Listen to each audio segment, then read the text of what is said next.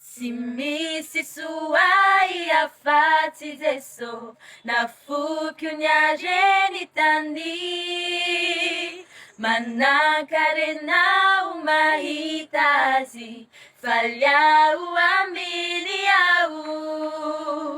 Simisisu ai afati zeso na fukunya genitani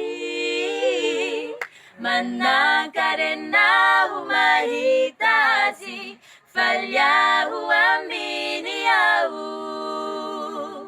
Falyau miara kami Seso situkana yani Nademan siya zambula manawe Falyau aminiau Falyau miara kami Seso situkana yani